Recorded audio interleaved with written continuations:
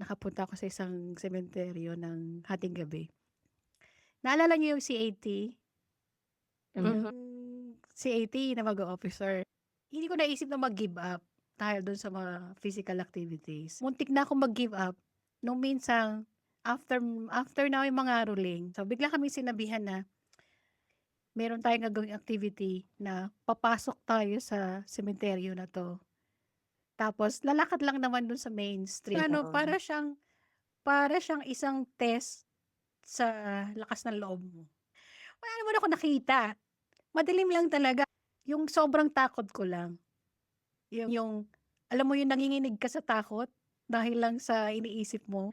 Hindi, pero Siguro kaya gano'n yung dahil fear. dahil nagawa ko siya, ah, pagkatapos naman 'no, parang proud na proud ako sa sarili ko na nagawa ko, 'di ba? Kasi kahit yun naman yung ano, yung parang yung yung fearlessness ay hindi dahil sa hindi ka nakakaramdam ng takot, Takot.